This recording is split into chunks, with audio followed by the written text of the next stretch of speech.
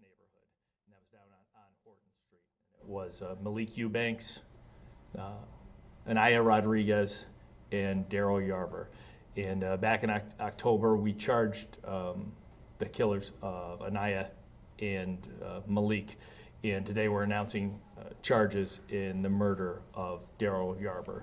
And shortly after November 6th, I went down to the neighborhood down here, down there, and there was a peace vigil. And at that peace vigil, I said a few things. Number one, I said I thought that these murders, these three murders in the space of just a few hours and literally just a few feet from each other were related. And on that, I was wrong. These are two totally separate incidents, unrelated, separate two homicides and one homicide. And the other thing, of course, I said is that we were emotionally invested, we cared very much, and we were gonna follow through. And I wish we could bring Daryl back. I've spoken personally to some of Daryl's loved ones. I know the detectives have remained in contact with him for now. It's over a year. It was November of 2023 that this happened.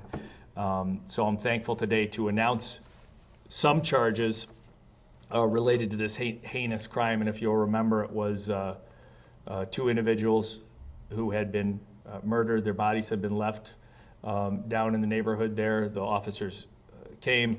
We did our forensic processing, cleared up, and it just seemed like we had just driven away. And we got a call of shots fired. Daryl Yarber was found on the 2000 block of Horton down there, multiple bullet wounds, deceased at the scene. So November of 23, obviously to January of 25, it's been a long journey. I just admire the tenacity of the detectives, the work that they put in, and to make an exhaustive list would be impossible, but the surveillance video that they've gone through, the search warrants for social media, for cell phones, the many interviews that they've conducted and still continue to this day, they're still working on this case. And the reason we're working on this case still is because we believe at least 5 individuals were involved in this murder. And fortunately, we do know who pulled the trigger. And today we're announcing first-degree murder charges against Dominique Sterling, as well as Tyreek Bettison, as well as conspiracy to commit murder. Now, Tyreek Bettison, Dominique Sterling were joined by Dominique's brother, Samuel Sterling.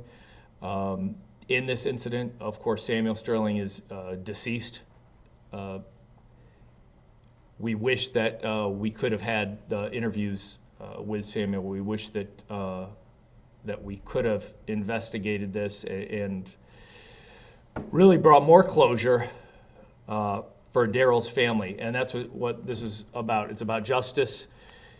When I was down there at the peace vigil, coming off of 2023, that was our last sort of violent year since 2020. And the feeling that I got from everyone in that neighborhood was that they wanted to be as safe as everywhere else. In a city that's over 50% white, we have had 37 murders since January 1st of 2023, and we have not had one white individual murdered. I am the very first to recognize that especially our African-American neighborhoods in this city are suffering, are struggling. The police department wants to be there to stand shoulder to shoulder with them, make sure that all the root causes, all the predeterminants of violence are addressed. But I'm not going to minimize the impact that taking these two individuals, Dominique Sterling and Tyreek Bettison, off the street is going to add to the safety of that community. I know that there's still, in some parts of this city, a culture of lack of cooperation with the police, and I'm so thankful that I've seen that culture get smaller and smaller by every day, because the young children that live on the northeast side, where my 11 and 13-year-old live, and the 11 and 13-year-olds that live in Burton Heights should have the exact same safety. They should all be able to walk out without fear of a stray bullet. They should all, every mom should not have to worry about their son coming home because they were targeted by 5 individuals for murder that day. So I know there's work to be done. I'm very thankful the detectives on this case who did so much work to get closure, to get justice for Daryl's loved ones. And we're going to keep it up. We're making progress in the city, and of course, this is a big part of it. So if you guys have any questions, happy to take them at this time. You named 3 people. Where are you stand with the other 2 people? You said 5 people involved in this case? Yeah, so we know at least, Matt, 5 individuals were involved in this case. And I'm going to say at least because this is still a work in progress, but it's very important. We know that Dominique Sterling pulled the trigger.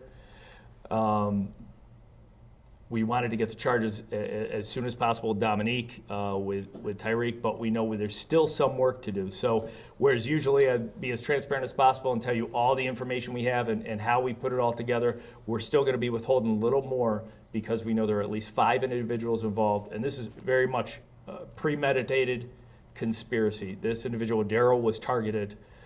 This was not a random act of violence. This was incomprehensible act of evil on the part of these 5 individuals. Was it drugs or gang related by chance?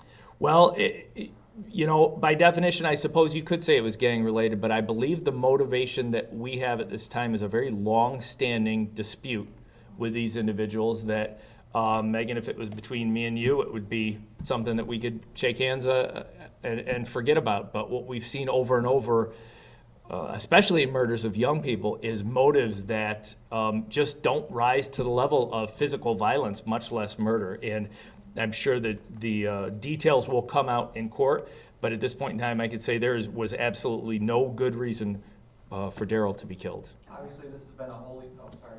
Go ahead, you're fine. Obviously, it's been a whole year since we've gotten an answer to that murder. How long have you known Sterling's might be involved in this case? I think very early on. We got that information, and I won't say exactly where in the date, but so you recall the candlelight vigil that we held a few days after the murder. I made a big plea for individuals to come forward with information and to contact Silent Observer if they want to remain anonymous. Well, it seemed like a lot of people in the city of Grand Rapids knew who was responsible for this. It was just who is willing to come forward knowing that there are individuals like this that are willing to pull the trigger for petty grievances out there. Potentially you could take revenge, or potentially who could target violence against somebody coming forward. So it's a struggle that we face not only in this murder but others, as I've spoken to you guys before asking for help. But I think the Sterling's name came about very early on in this investigation. So I said Sterling, so was Right. Samuel still alive at the time? You know what? I'm sure he was. Yeah. He was there at the time of the shooting. That is correct. Yes, Samuel Sterling was there. Correct. Was that an indication? I'm sorry, I'm going to tie the two now together. Yeah, go ahead. They're all connected.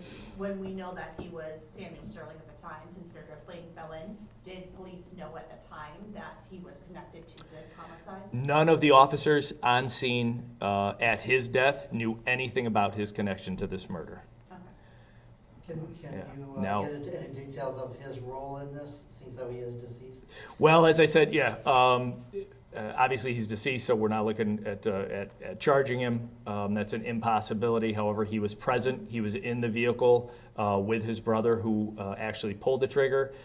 He was part of the conspiracy with at least these 5 individuals, so that means part of the planning to target and execute Daryl. As far as that, there's probably going to be some information we'll probably never know because he's deceased. Did you ever Yeah. have a suspect in custody for a different potential incident? It might have been a homicide that's now connected to this one. Well, I'll tell you, both of these individuals are actually currently in custody for other incidents connected, if that helps answer the question. Yes. And that might be your answer, yeah. Which, that's happened in a few homicide investigations since I've been here. An individual is in custody in either jail or prison for something else. We know that they're a possible offender in this case, and it gives us a little bit more breathing room to make sure that all our T's are crossed, all our I's are dotted. And certainly this is the case when this individual, it sounds like from what I've heard just anecdotally from rumors in the street, that there were a lot of people that were afraid of these individuals. Mm-hmm.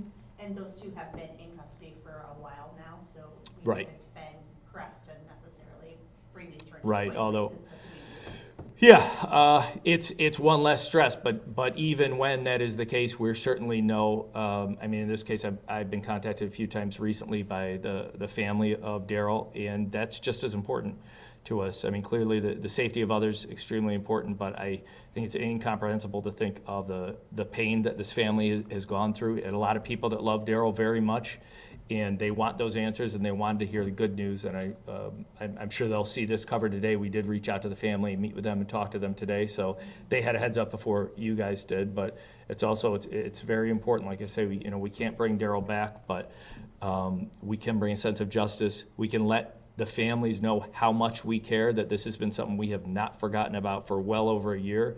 We know that they haven't forgotten about Daryl, and we haven't either. Do either of these suspects in custody right now have priors? But I believe both of them have priors, and certainly Dominique is a convicted felon, I believe, certainly prohibited from carrying a firearm. So just the fact that he was carrying a handgun in this case would be an additional felony. So, yeah, I don't think a life of crime is new to either of these young men. What were they arrested for initially? Why are they currently Yeah. housed? You know what, I'm not sure. I don't have that information. You guys would probably be able to find out just as fast as me. Obviously, you kind of had an idea early on about the Sterlings. Was it the same with Tyreek as well? I'm not sure exactly when Tyreek was identified, but I think the silent observer tips, which have been key to getting us going on a lot of these murders, and they're very helpful. But oftentimes, what happens is when we put that call out, we'll just get phone calls of, "Hey, Tyreek was involved," and that's all we have to work on. So it's nothing really that we can act upon until there's actually information to corroborate and to move forward with. So I'm not sure. Obviously, you mentioned that there was a long list of people that have helped with this case. Yeah. Obviously, it took a year. Was there anything where it's like, yes, let's move forward with the charges? I think just incrementally, it was just slow and steady wins the race. Just keep on going. I know the detectives ran into a lot of roadblocks, and just their tenacity and never giving up and moving forward. And the family, as I said, has reached out to me and just said, especially in October when we charged the other two homicides that happened on November 6th, they just reached out, don't forget about Daryl. And I just had to keep assuring them I don't like to use the term cold case, because it kind of sends an idea that, we've forgotten about it. We don't forget. And if there's any work to be done, we keep on moving forward. And even in those cases where we think we've exhausted everything, we're continually looking back and saying, is there something else we can do now? Is there some technology that's changed? Is there some new witness that can come forward? So this was the case of just persistence. The other individuals involved, have you ID'd them and you're just still looking for them, or are you still looking to ID? We're still looking to identify them. We have some, obviously, evidence to go on, and I'd like to say we're moving in the right direction. I am happy that Dominique, certainly of everyone, since he in fact did pull the trigger, I'm glad that he's off the street. I'm glad the charge has been placed against him, but we certainly will look to identify and charge the remaining conspirators as well. To clarify, he was the only one to pull the trigger. That's correct. Okay, just Right. making sure. You know how old Dominique is? I don't. I know he's an adult. Yeah. Ghost Anything else? guns, Yeah. any connection? Ghost Do you know guns. where these guns came from, or if any of them have been traced back to? The only information I have is that they weren't possessed legally. Obviously, we know the kind of gun it was, but I don't have that information to share at this time. Okay. Sorry. Kind Yeah. of handgun, long Yeah, gun? handgun. Yep. I Anything do else? know, we had been chatting, that the family had been in contact with you, even Yeah. a month ago, you guys were meeting with them on a Friday. Yeah. And it's hard for families sometimes when they don't see the in front of you Yeah. investigation. Oh, yeah. And some of it also is difficult because you're talking to maybe mom and dad, but not cousins, let's Yep. say. Oh, yeah. What do you want to say to families tonight that are like Daryl's family? I- that basically you guys are still working these cases? Yeah, and this isn't, obviously, Daryl's not the only homicide case that remained open. We are not forgetting. We're not giving up. We want justice. We want closure for every family that lost a loved one to murder. We care very much. I mean, it's tough. You said it very well. A lot of times the families don't see, and they can't see what we're doing because we're not going to tell a loved one that, we're waiting for a search warrant to come back on this specific piece of evidence because as well-intentioned as they are, they say one bit of non-public information to the wrong person, it could wind up on social media, it could really destroy the integrity of the case. So it's difficult. So I actually have a mom of a homicide victim coming in at 3 today.